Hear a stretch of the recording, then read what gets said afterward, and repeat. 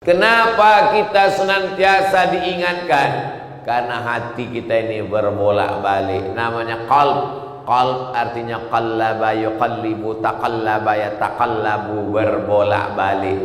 Makanya kita selalu meminta, ya muqallibal qulub, engkau yang membolak-balikkan hati, sabbit qulubana, kokohkan hati kami, ala dinika, dalam agamamu, wa ala ta'atika, dalam ketaatan kepadamu.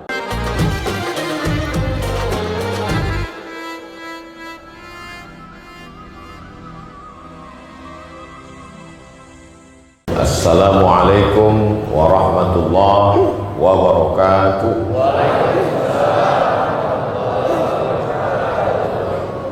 Alhamdulillahi wa kafa, wassalatu wassalamu ala al-habibil mujtaba wa ala alihi wa ashabihi ahli sidqi wal wafa.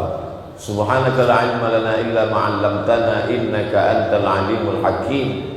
Rabbi shrah li sadri wa yassir li amri wa hlul 'uqdatam min lisani yafqahu qawli. Bapak-bapak, ibu-ibu, hadirin hadirat, alim ulama, cerdik pandai, tokoh masyarakat, tak dapat saya sebut satu persatu, insyaallah semuanya dimuliakan Allah Subhanahu wa taala. Man shalla subha fi jama'atin, siapa yang salat subuh berjamaah, kana fi zimmatillah, maka dia dalam tanggungan Allah Subhanahu wa taala. Man shalla subha fi jama'atin, siapa yang salat subuh berjamaah, faka'annama shallal laila kullah, dapat pahala seperti salat sepanjang malam. Man shalla subha fi jama'atin, siapa yang salat subuh berjamaah, summa qa'ada yadhkurullah, kemudian dia tidak keluar masjid, dia duduk di masjid berzikir mengingat Allah, hatta tatlu'a syamsu, sampai terbit matahari. Summa yusalli rak'ataini, setelah itu dia salat sunat 2 rakaat. Faka'annama, maka dia mendapatkan kanat lahu ka ajri hajjatin wa umrah, dapat pahala seperti pahala haji dan umrah. Habis sholat subuh duduk di masjid zikir sampai terbit matahari, sampai jam berapa Pak Ustadz? Sampai waktu maghrib. Maghrib kita jam 6.22, 18.22, berarti tausiah subuhnya sampai jam 6.22 kalau pesawatnya tidak terlambat pesawat. Jadi kode etik pengajian subuh itu tengok maghribnya jam berapa, sampai jam 6.22. Kenapa mesti melewat itu? Karena kalau sampai kita sholat sunnah pada waktu terbit matahari tepat, berarti kita sudah terjebak dalam waktu 2 tanduk setan, qarnai syaitan, 2 tanduk setan. Sebelum matahari tenggelam, matahari terbit, tergelincir matahari. 3 waktu yang terlarang. Karena 3 waktu itu dipakai untuk menyembah Lata, Uzza, Manat, Hubal, Jibti, Taghut, Naham, nama Tuhan-Tuhan tu yang disembah oleh orang musyrik kafir jahiliyah. Itu menunjukkan bahwa Abu Jahal, Abu Lahab itu juga beribadah. Itu menunjukkan bahwa orang kafir musyrik Makkah itu juga beribadah. Jadi kalau ada hari ini orang yang tidak beribadah, berarti lebih parah daripada Abu Jahal dan Abu Lahab. Jadi yang penting bukan pada ibadahnya, karena orang kafir pun beribadah, tapi yang penting adalah pada apakah ibadahnya itu benar atau tidak. Maka ketika dia mempersekutukan Allah, menyembah kepada selain daripada Allah, lain asyrakta, kalau kau persekutukan aku, kata Allah, kau sembah selain aku, la yahbatanna amaluka, maka semua amal-amalmu gugur seperti pohon rindang, daunnya kering, dihembus angin, hilang, tak bermakna. Wa qadimna, kami datangkan semua yang mereka lakukan dulu di dunia, kami datangkan. Lalu kemudian amalnya itu kami jadikan habaan mansura, seperti debu yang dihembus angin, seperti daun kering yang ditiup angin kencang. Ini sedekahmu, ini solatmu, ini puasamu, ini hajimu, ini umrahmu, ini zikirmu, ini khatam Quran, tak bermakna di hadapan Allah. Apakah mata kita melihat amal kita itu? Ya. Faman ya'mal mithqala dzarratin khairan, ya, mata kita semua melihat amal kita. Ada orang kehausan karena tidak ada air minum, biasa. Yang paling menyakitkan adalah air minumnya ada tapi tak bisa diminum. Itu namanya azab. Azab itu bukan berarti tidak ada nikmat. Nikmatnya ada tapi tidak bisa dinikmati. Itulah azab. Azab artinya al-man'u, tercegah untuk menikmati sesuatu. Istrinya ada tapi tak bisa dinikmatinya. Kenapa? Karena dia sakit. Itu azab. Mudah-mudahan kita sehat semua. Dari bunyi aminnya seperti ketakutan. Siapa yang berani menghadapi penyakit? Penyakit itu adalah ujian. Tapi ketika Allah berkehendak, tidak ada yang bisa menolak kehendak Allah. Orang beriman tidak pernah takut. Kenapa? Karena dalam setiap yang datang tidak dia sukai itu, asa an takrahu syai'an, boleh jadi engkau benci sesuatu, wa yaj'alallahu fihi khairan katsira. Kau benci sesuatu, tapi di dalam kebencian itu ada banyak kebaikan. Orang tidak suka sakit, benci dia sakit, benci dia jantung koroner, benci dia diabetes meletus, benci dia asam urat, benci dia kanker. Tapi di dalam kebencian itulah sujudnya akan lebih lama. Orang kalau sakit itu sujudnya lama. Ya Allah, lama. Begitu sehat, pas macam stempel kantor pos.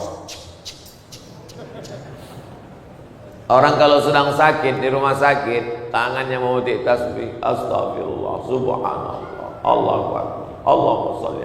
Begitu sehat, langsung handphone.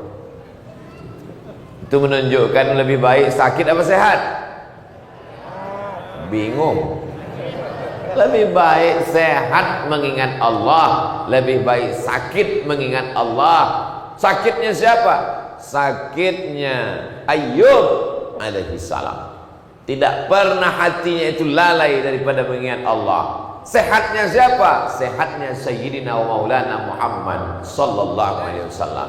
Kayanya siapa? Kayanya Daud alaihi salam. Susahnya siapa? Susahnya Nabi Musa ketika terbuang dari istana Fir'aun alaihi salam. Mau takut, mau berani, mau susah, mau senang, mau kaya, mau miskin, mau sempit, mau lapang, yang penting bersama dengan Allah. Innallaha ma'as sabirin. Allah akan bersama dengan orang yang mampu menekan hawa nafsunya. Jadi yang penting itu adalah kebersamaan dengan Allah. Ingatlah apa yang dikatakan Sayyidina Abu Bakar Siddiq ketika berada di dalam Jabal Sur, ketika akan pindah ke kota Al-Madinah Al-Munawwarah dari kota Makkah Al-Mukarramah. Ketika itu dikejar oleh orang kafir musyrik, dia ketakutan, dia cemas, dia ngeri, dia galau, dia gundah gulana. Apa kata Nabi SAW? Ma dhannuka bisnaini, kalau kau sangka kita di dalam gua ini cuman berdua, fallahu thalithuhuma, maka ada Allah bersama kita. Nanti mereka menangkap kita, nanti mereka membunuh kita, nanti mereka menyakiti kita, nanti kita menganiaya kita. La tahzan, innallaha ma'ana. Jadi sesungguhnya, Ustaz, kenapa kita mesti sholat subuh, sholat zuhur, sholat asar, sholat maghrib, sholat isya, sholat duha, sholat tahajud, sholat witir, sholat qabliyah, sholat ba'diyah? Banyak sekali ibadah kita ini. Bisa nggak dipres agak jadi sekali aja sebulan? Hati kita ini berbolak-balik. Yusbihu mu'minan, kafirnya paginya beriman, wa yumsi kafiran, sorenya bisa kafir. Itulah mengapa setiap waktu itu kita senantiasa terbit fajar, terbuka mata, bersaut-sautan suara azan di kota Balikpapan. Allahu Akbar, Allahu Akbar. Belum lagi azan di sini, sudah azan di sini. Belum azan di ruang tamu, sudah azan di kamar. Semua handphone azan. Yang punya handphone gak bangun. Makanya disebut dengan smartphone. Handphonenya yang cerdas, orangnya goblok. Kenapa kita senantiasa diingatkan? Karena hati kita ini berbolak-balik. Namanya qalb. Qalb artinya qallaba yuqallibu, taqallaba yataqallabu, berbolak-balik. Makanya kita selalu meminta, ya muqallibal qulub, engkau yang membolak-balikkan hati, sabbit qulubana, kokohkan hati kami, ala dinika, dalam agamamu, wa ala ta'atika, dalam ketaatan kepadamu. Makanya kita disuruh berkumpul dengan orang-orang soleh. Ini saya sedang bersama dengan orang-orang soleh semuanya. Dari mana Ustaz tahu orang ini soleh? Karena mereka saling mendoakan di dalam solat mereka. Assalamualaikum ayyuhan nabiyyu wa rahmatullahi wa barakatuh. Wassalamu alaina wa ala ibadillahis sholihin. Kepada semua yang soleh-soleh. Selesai berwudu dia juga minta itu. Allahumma ja'alni minat tawwabin waj'alni minal mutatahhirin waj'alni min ibadikas sholihin. Jangan sampai hati ini lalai sedikit, sama seperti pesan Tuan Imam kita tadi. Sawus sufuf, luruskan shaf. Fa inna taswiyatas sufuf min tamamis shalah. Lurusnya shaf bagian dari kesempurnaan salat. Kenapa shaf itu tidak boleh bengkok? La takhtalifu, jangan shafnya bengkok. Fakhtalafat qulubukum, kalau shafnya bengkok, hati kamu ikut jadi bengkok. Saddul halal, celahnya ditutup, celah kaki ditutup, celah bahu ditutup. Kenapa? Karena sampai ada celah masuk setan. Makna masuk setan di situ adalah jangan sampai ada ruang kosong sehingga kita sedang menyediakan tempat setan. Makanya begitu filosofinya hidup ini, jangan sampai ada ruang kosong. Begitu juga jangan sampai ada gelas kosong. Mesti diisi. Karena kalau tidak dia akan masuk angin. Perut itu tidak boleh kosong. Isi air hangat, diisi nasi, diisi jagung. Karena kalau kosong dia masuk angin. Maka begitu juga dengan waktu, tak boleh ada kosong. Fa idza faraghta fansab. Selesai dari satu aktivitas, pindah ke aktivitas yang lain. Bangun, buka mata. Walaupun bapak, ibu sayang, cinta setengah mati, belum ada di antara bapak ini yang begitu bangun tidur langsung nyebut nama istrinya pertama. Oh, ngatiem. Yang pertama dia ucapkan nama Allah. Alhamdulillahilladzi ahyana ba'dama amatana wa ilaihi nusyur. Begitu dia bangkit dari tempat tidurnya, dia masuk ke toilet. Dia tidak ingin hatinya kosong. Dia masukkan kaki kiri. Allahumma inni a'udzubika minal khubuthi wal khaba'is. Selesai itu dia keluar dari kamar mandi yang ada WC-nya, yang ada tempat nya, yang ada toiletnya di dalam. Apa kata dia? Ghufranaka, ampunkan aku ya Allah. Kenapa keluar dari WC minta ampun sama Allah? Karena ketika berada di WC tadi mulutnya tidak berzikir mengingat Allah. Karena dalam WC tak boleh menyebut nama Allah. Terdengar suara azan dari luar masjid. Hayya 'alas shalah. Dia dalam WC, dia sambut la haula wala quwata illa billah. Tak boleh. Dalam hati saja. Maka lidahnya lalai. Keluar dari dalam WC dia ngaku lalai. Ghufranaka, ampunkan aku ya Allah. Sebelum pergi ke masjid, rapikan dulu rambutnya. Jangan sampai ketahuan bangun tidur. Jangan sampai kita di masjid orang senyum, kita senyum, orang ketawa, kita ketawa. Rupanya yang diketawakan orang kita. Gara-gara taik mata sebesar biji bakso. Dirapikan dulu, bersih semuanya sudah. Saat melihat wajah di cermin, jangan sampai hati lalai dan lupa. Allahumma kama hassanta khalqi fahassin khuluqi. Sebagaimana kau perbaiki bentuk fisik zahirku, perbaiki juga hatiku, jangan sampai lalai lupa kepada Engkau ya Allah. Keluar dari rumah, bismillah tawakkaltu 'ala Allah, la haula wala quwata illa billah. Dari rumah sampai ke Masjid Al-Munawwarah, mulutnya pun tak kosong. Makan, naik motor. Saya lihat tuh di lampu merah, bapak-bapak berhenti lampu merah, salut saya, masya Allah, mulutnya komat kamil. Rupanya ada handphone di balik helm. Kita sangka dia sedang bertasbih, tapi husnuzon lah. Insya Allah walaupun sedang ngobrol hatinya tak lalai. Insya Allah. Ustaz Somad, kata Habib yang paling bagus salawat, kata Kiai yang paling bagus istighfar, kata Ustadz yang paling bagus adalah memperbanyak subhanallah wa bihamdi subhanallahil azim. Kata Ustadz satu lagi yang ceramah, Tuan Guru mengatakan yang paling bagus adalah Abdul Zikri fa'lam annahu la ilaha illallah. Terus mana yang kamu amalkan? Itulah sampai sekarang belum ada satu pun lagi. Ini namanya orang terlalu sibuk ngaji sampai tidak beramal.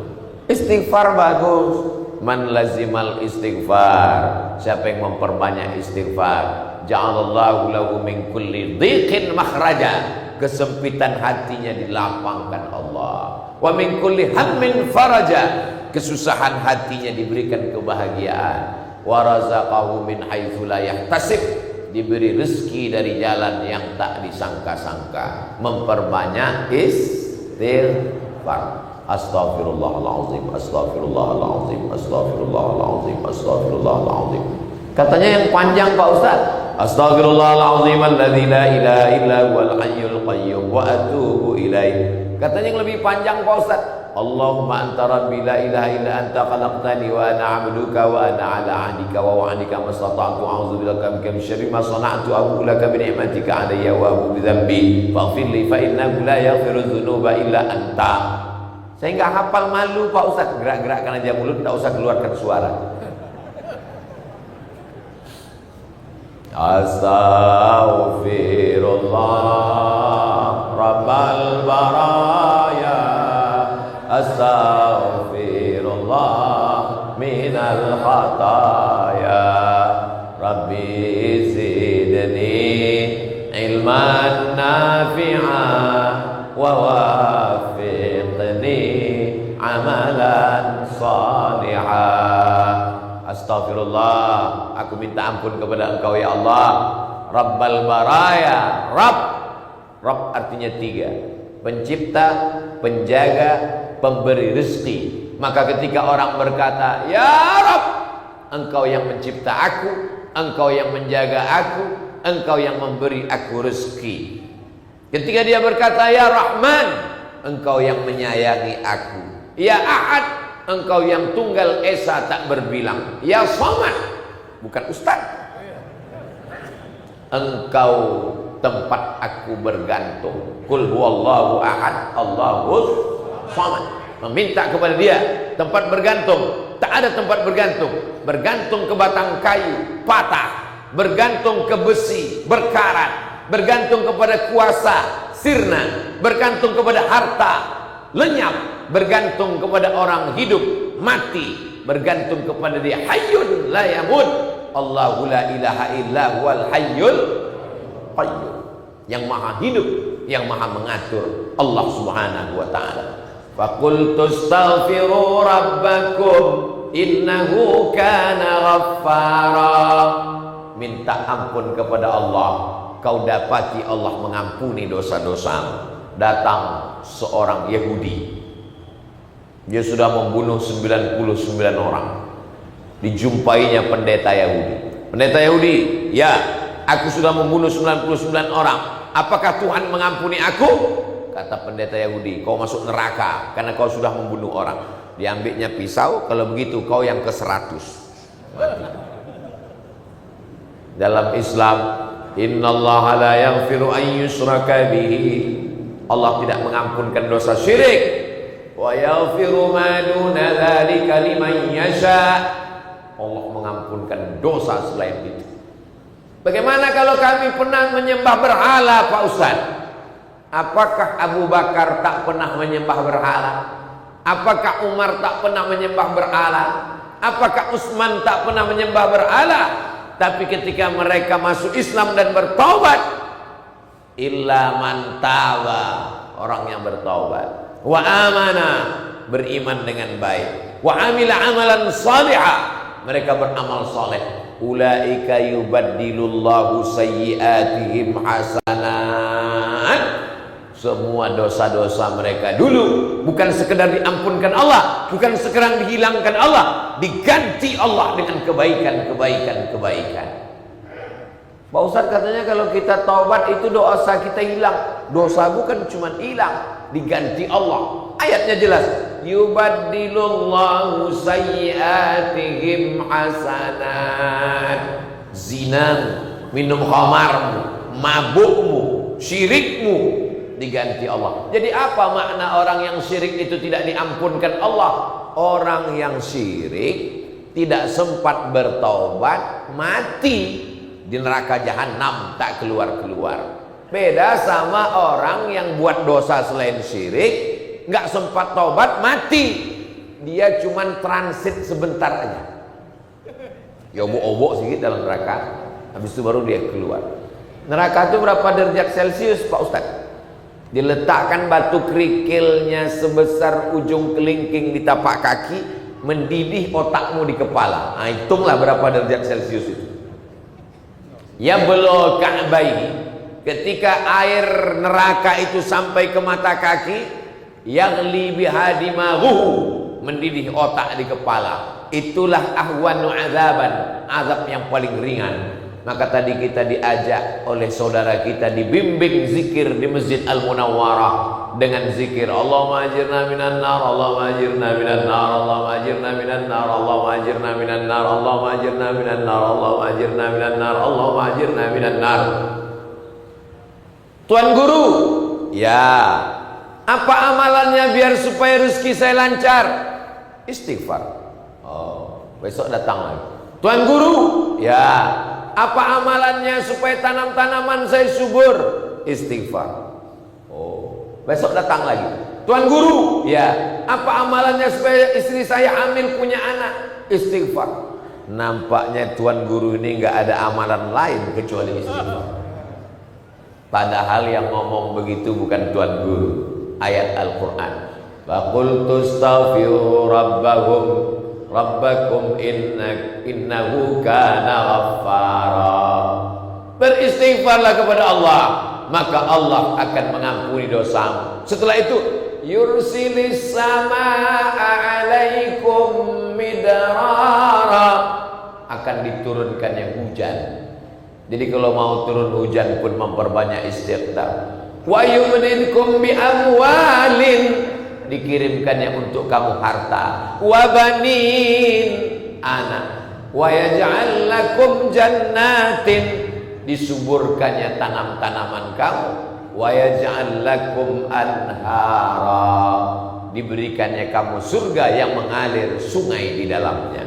6. Keutamaan istighfar. 3 ditambah dalam hadis. 9 yang disebutkan dalam Quran dan sunnah Rasulullah Sallallahu Alaihi Wasallam. Ingat-ingat yang 9 ini, karena akan masuk UAS, ujian akhir semester.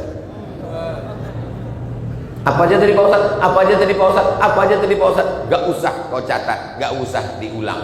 Bisa ditonton ulang di channel Ustadz Abdul Somad Official. Subscribe, like, share, and comment.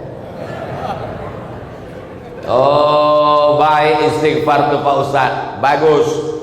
Tapi jangan mulutnya beristighfar, tapi perbuatannya lanjut terus. Jangan lidahnya beristighfar, tapi hatinya tak takut pada Allah. Rukun taubat ada 3. Yang pertama, an-nadamu fil qalbi, menyesal dalam hati.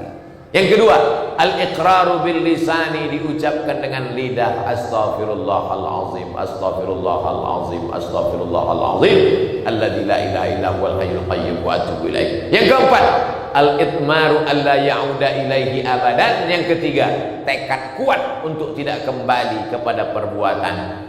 Mudah-mudahan yang berzina, yang pakai narkoba, yang minum khamar, yang gak sholat, yang bakil, medit, kedekut, tak mau berzakat, setelah subuh ini taubat sebenar-benar taubat insyaallah.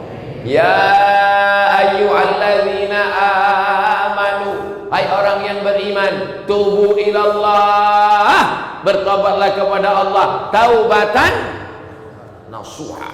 Apa itu taubat nasuha? Saya diajak untuk panen madu lebah. Emang ada madu yang lain? Ada. Madu kelulut. Panen madu lebah, batang kayu tualang 50 meter ke atas. Ustadz kok tahu 50 meter? Talinya 50 meter, ditembak pakai batu kerikil ke atas, turun ke bawah. Saya tanya, Pak, ini berapa meter panjang tali ini? 100. Pas, 50 ke atas, 50 ke bawah. Setelah ditembak pakai tali pancing, tali pancingnya turun ke bawah, ditarik, tali sebesar ini naik ke atas. Tukang panjatnya 1 orang, yang narik 2 orang. Sampai ke atas. Lalu dia cincang itu sarang lebah pakai golok. Jatuh ke bawah. Apa yang ada di sarang lebah? Lebah, anak lebah, suami lebah, ratu lebah, bangkai lebah, lilin lebah, sampah-sampah, daun-daun. Ustadz tolong pegang kainnya. Kami pun memegang kain. Ternyata sarang lebah tidak boleh diramas, tidak boleh ditekan. Madu yang paling bagus dibiarkan disaring, ditiriskan. Itulah baru saya minum. Oh, selama ini kalau saya minum madu kok nyelekit ya? Itu karena dipres Ustadz, bersatu sama lilinnya, sama anaknya, sama cucunya. Yang bagus tuh begini Pak Ustadz. Betul kata dalam bahasa Arab. Arti kata nasuha adalah menyaring madu lebah sehingga sampah-sampahnya tinggal di atas, madu murni turun ke bawah, diminum rasanya sulit diungkapkan dengan kata-kata. Yummy. Sampah-sampahnya di atas. Itulah arti nasuha. Kenapa? Karena kita ini banyak sampahnya. Ada rantingnya, ada daunnya, ada lilinnya, ada lebahnya, ada sampahnya. Sampahnya tinggal ke atas, tinggal madu murni turun ke bawah, diminum. Alaikum bisyifa'aini, hendaklah kamu berobat dengan 2 obat. Al-asal, madu, wal Quran, banyak-banyak membaca Quran. Yang zahir madu, yang gaib Al-Quran. Wa nunazzilu minal Quran, kami turunkan Al-Quran, ma huwa syifa. Al-Quran itu datang sebagai syifa, penyembuh hati yang luka. Madu diminum sebagai penyembuh bagian dalam tubuh yang luka. Kedua-duanya datang dari Allah Subhanahu wa ta'ala. Jadi apa makna taubat nasuha? Sampah-sampahnya disaring, dibuang. Khudh ma safa, da'ma kadar. Ambil yang jernih, buang yang keruh. Buang sampahnya, ambil. Buang yang jelek-jelek, ambil yang baik-baik. Itu makna melihat orang, jangan lihat kotornya. Melihat orang, jangan lihat masa lalunya, tapi lihatlah orang yang mati tak boleh sebut jelek-jeleknya. Kata Nabi, uzkuru mahasina mautakum. Orang yang meninggal sebut yang baik-baiknya. Karena kalau sudah kau sebut jeleknya, belum bisa kau minta maaf, karena orangnya sudah menghadap Allah Subhanahu wa ta'ala. Ustaz katanya sholawat baik. Man shalla alayya salatan, siapa yang berselawat kepadaku 1 kali, sallallahu alaihi biha asra, Allah balas 10 kebaikan. Wa huttan anhu asra sayyi'at, dihapuskan 10 dosa kesalahan. Wa rufi'at lahu asra darajat, dinaikkan 10 darajat. Darajat itu artinya tangga. Bahasa Arabnya darajat itu artinya tangga. Jadi kalau dinaikkan 10 darajat, dinaikkan 10 tangga. Nampaknya yang paling banyak bersolawat ini adalah ibu-ibu, karena naiknya lebih dari 10 tangga sampai ke atas. Oh, jadi arti darajat itu tangga Pak Ustaz ya. Menurut bahasa Arab, anak-anak sekarang kalau disebut derajat langsung berapa derajat Celcius?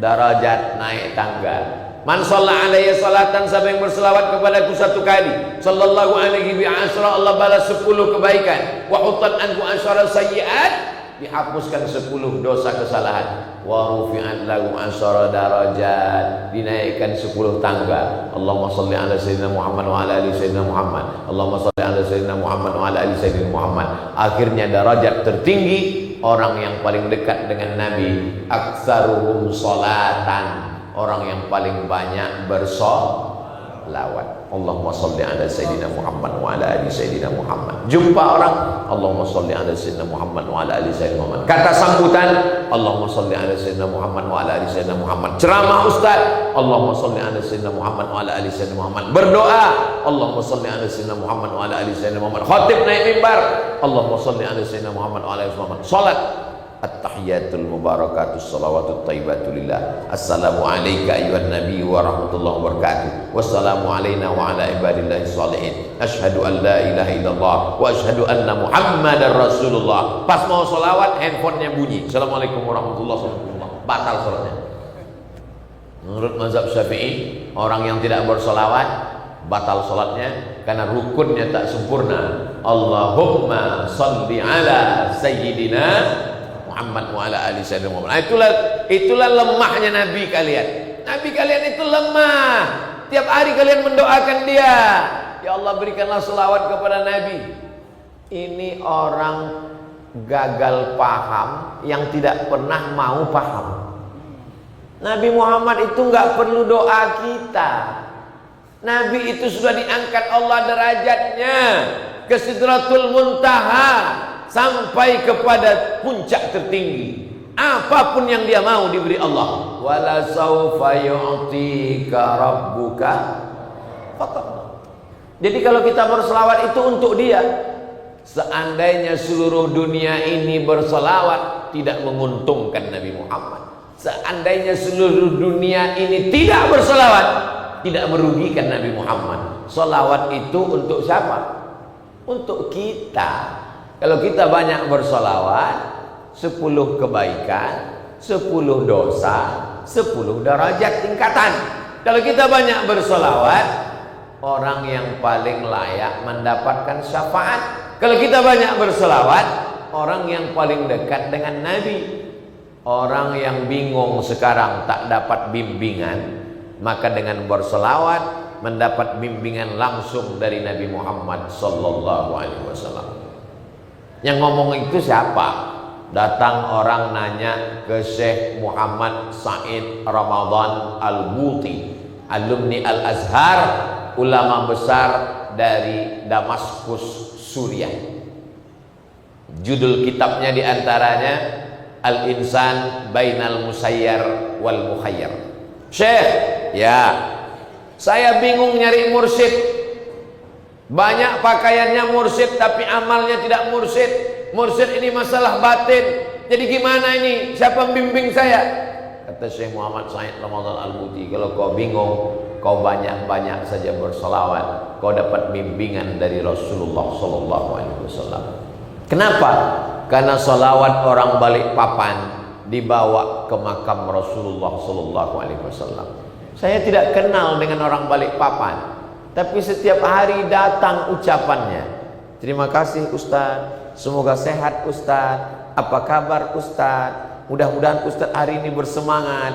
Lama-lama saya tanya tim, ini siapa ini? Nomornya Ustaz, coba kita cek. Oh, orang Balikpapan Pak Ustaz.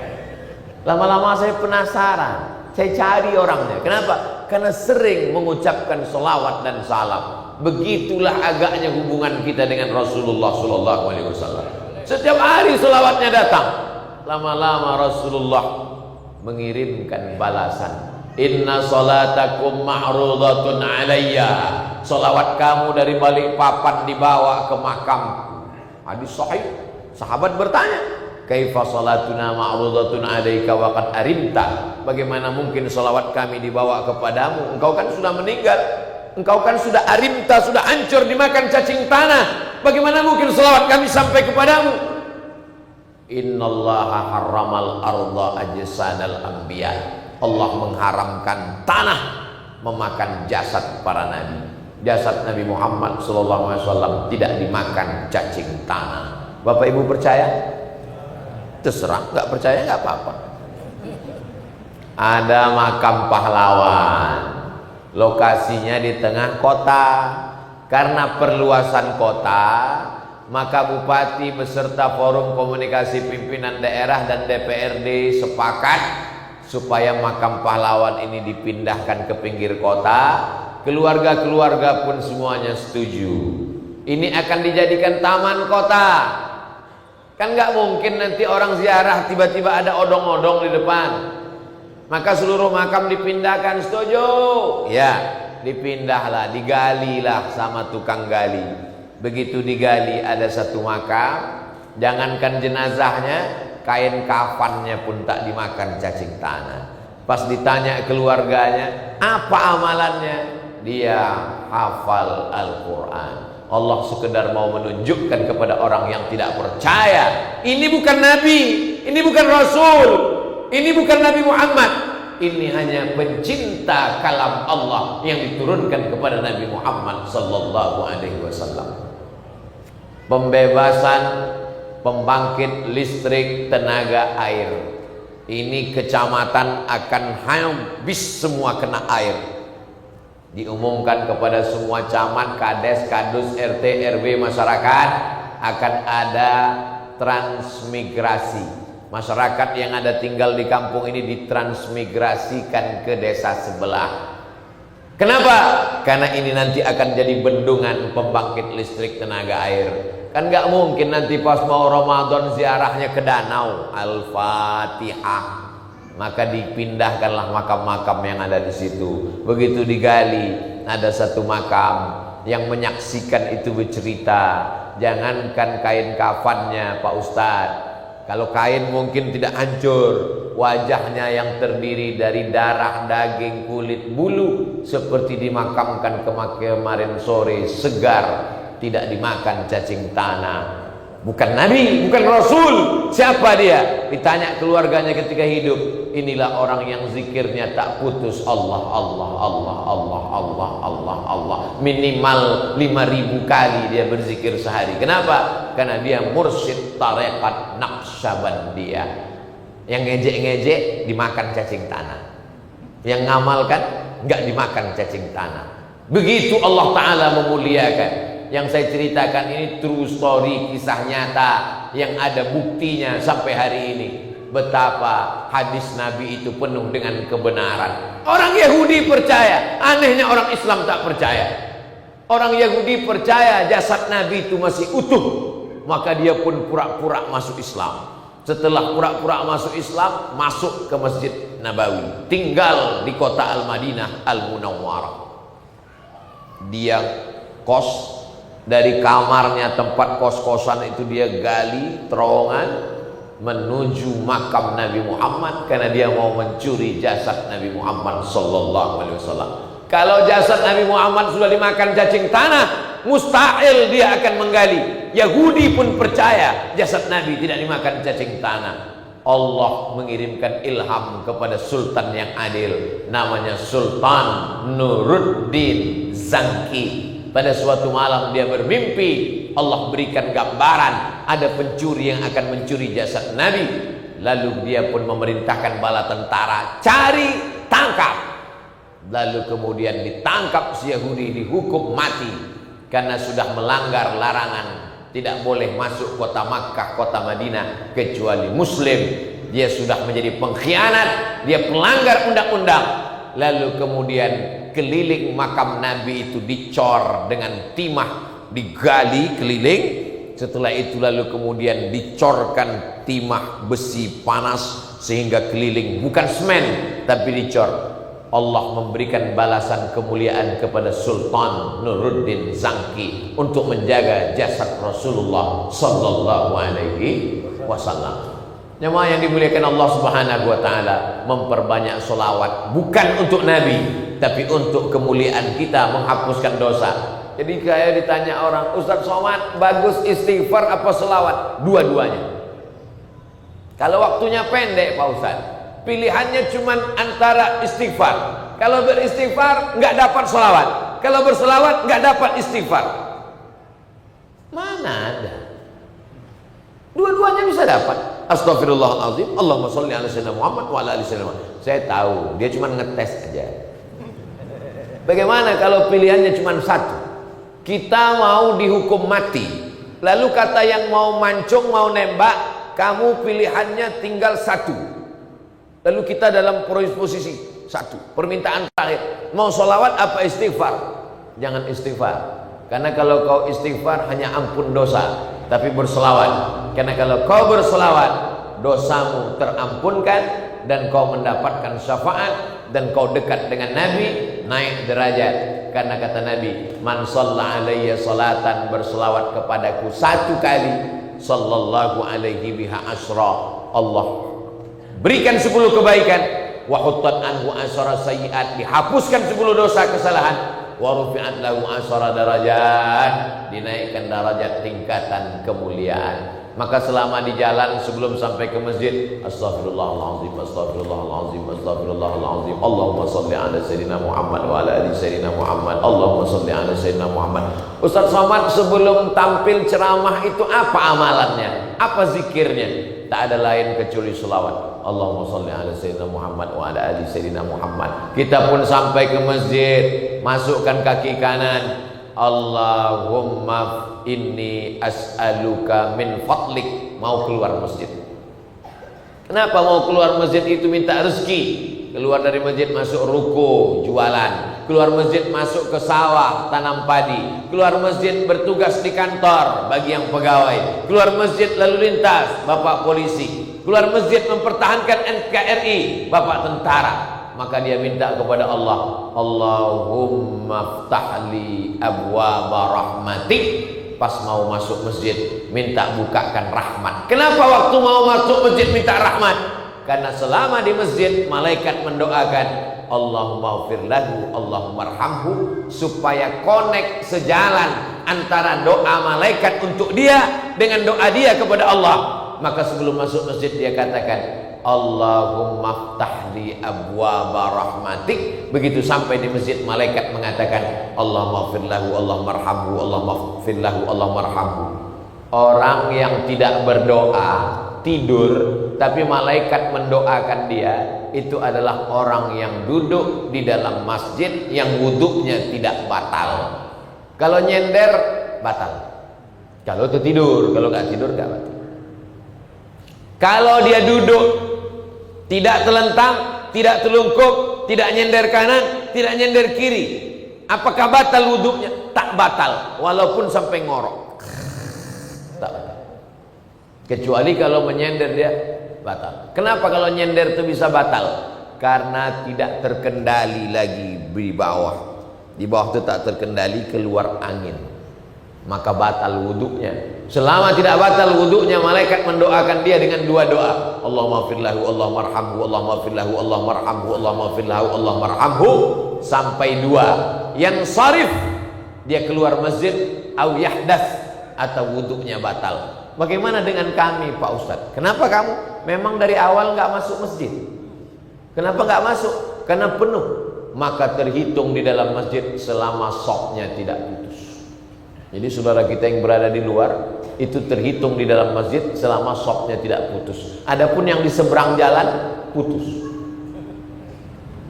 Sebetulnya jarak kita dengan sof itu berapa meter tidak putus? 150 meter. Kalau dihitung meteran sekarang. Makanya kalau ada orang nanti di Masjidil Haram, tiba-tiba kosong, ada dia. Loh, ngapain dia di situ? Itu putus sof. Selama belum sampai 150 meter. Tapi jangan ini dipakai di balik papan. Nanti orang yang rumahnya dekat masjid, dia di kamar. Tanya sama istrinya, abang nggak ke masjid? Selama nggak sampai 150 meter. Lalu apa makna merapatkan shaf? Yang afdal, tidak putus sama sekali, dimuliakan Allah Subhanahu wa ta'ala. Ini dikaji dalam pembahasan kitab fikih tentang pembahasan shaf. Begitu sampai di dalam masjid dia tidak duduk, tapi dia langsung sholat tahiyatul masjid. Apa itu Ustaz Somad? cerita tentang tahiyatul masjid. Tadi kami perhatikan dia, kami tunggu di Masjid Al-Munawwarah, enggak ada dia tahiyatul masjid, langsung aja berdiri, langsung qomat. Saya tahiyatul masjidnya di samping, guys. Masuk tahiyatul masjid. Pas sudah mau qomat baru saya keluar. Sudah mau qomat Pak Ustaz, baru saya berdiri, baru qomat. Iza dakhala ahadukumul masjid, kalau kamu masuk masjid, fala tajlis, jangan duduk.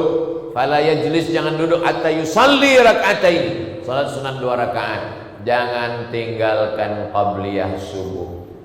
Raka'atul fajri 2 rakaat qabliyah subuh, khairum minad dunya wa ma fiha, lebih baik daripada dunia dan seisinya.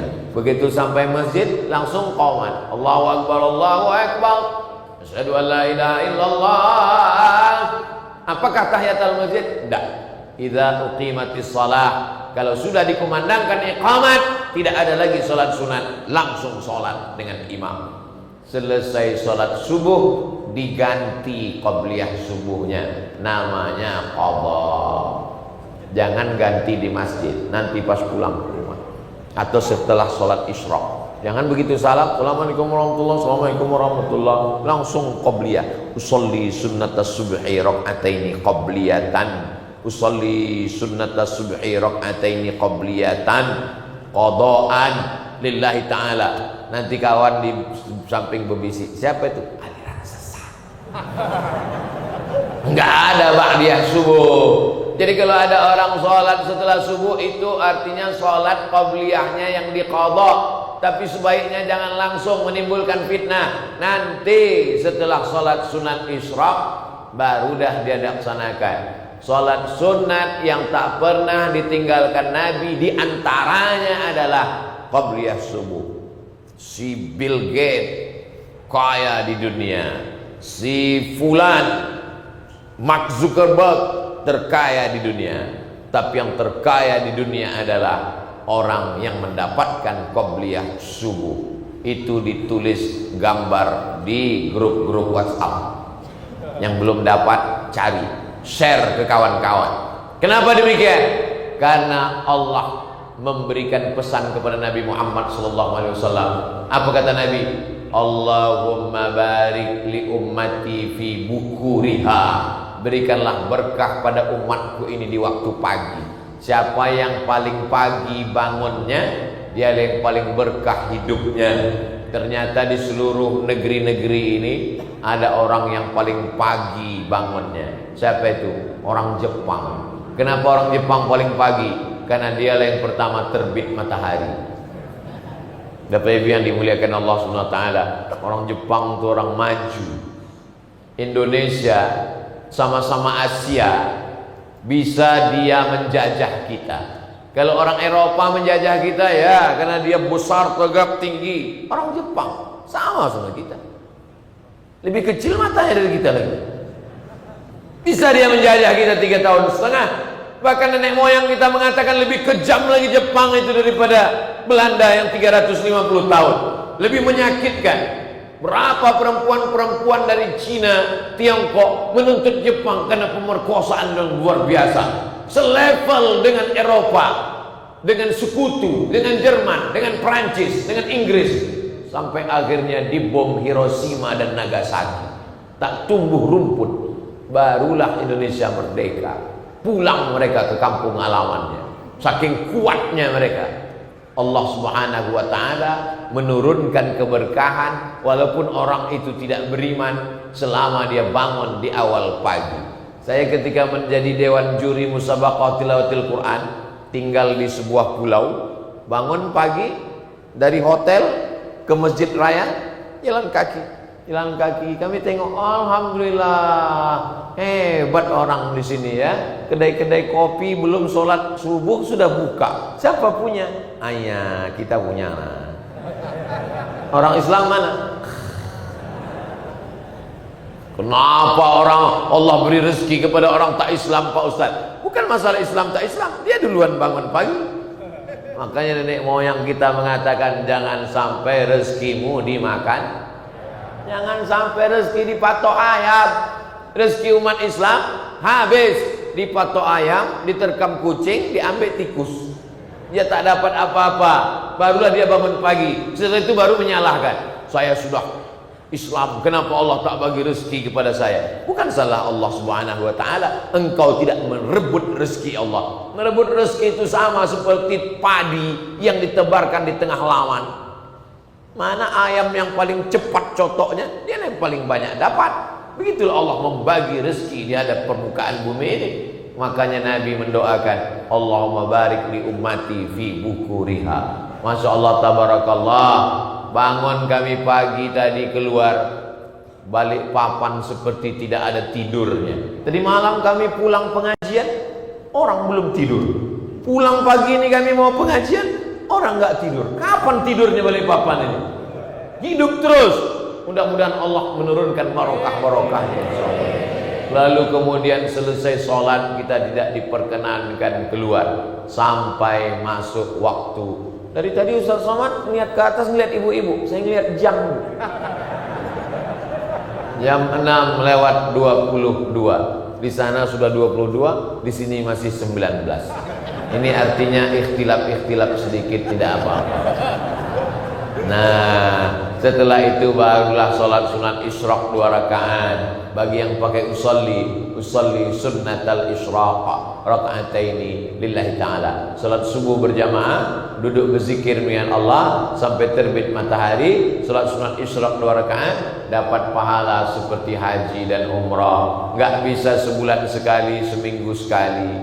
Gak bisa seminggu sekali, sebulan sekali. Tak bisa seumur hidup sekali. Gak juga bisa mati aja lah. Apalagi yang bisa kita lakukan biar supaya kita istiqomah, buat kajian subuh. Saya kajian subuh di luar. Kalau yang rutinnya insya Allah dimulai Agustus di masjid dekat rumah saya. Subuh Rabu pertama, subuh Rabu kedua, subuh Rabu ketiga, membaca kitab Riyadhus Shalihin. Insya Allah berkelanjutan sampai khatam Riyadhus Shalihin, pindah lagi kitab Al-Azkar, khatam Al-Azkar, pindah lagi kitab Bulughul Maram, khatam Bulughul Maram, pindah lagi kitab Jawahirul Bukhari, khatam Jawahirul Bukhari, pindah Sahih Al-Bukhari, 7.275 hadis. Kalau sudah kitab besar dibaca, 2 kemungkinan. Kalau tidak kitab tu khatam, kita khatam. Kitab tu khatam, pindah kitab Sahih Muslim. Kita yang khatam, akan dilanjutkan tradisi yang baik itu oleh anak cucu kita insya Allah. Mudah-mudahan kajian-kajian subuh ini terus berlanjut insya Allah. Saya ingin mendengar kabar bukan saat ada. Waktu Ustaz Abdul Somad kemarin, Masya Allah, pengajian di Masjid Al-Munawwarah, sendal hilang.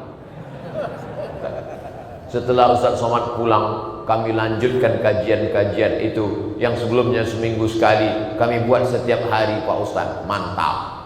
Oh, kami nggak bisa kajian Pak Ustaz. Kenapa? Mau masuk kantor. Bohong. Kantor masuk jam 8. Masa berangkat sekarang? Tapi kami mau masakkan untuk anak untuk berangkat sekolah Pak Ustaz. Oke. Yang tidak bisa tidak apa-apa, tapi paling tidak hari libur, hari Sabtu, hari Ahad, saya anjurkan ke pengurus masjid Musholla Surau Langgar, hari Sabtu, hari Ahad buat kajian. Batasannya sampai waktu maghrib 6.22. Setelah itu sesuai dengan daerah kota masing-masing. Setelah itu silakanlah pulang beraktivitas. Kita insya Allah akan sehat, semangat, diberikan Allah keridhaan, rahmat dan barokahnya insya Allah. Ala hazihi niyah wa kulli niyatin salihah. Al-Fatihah.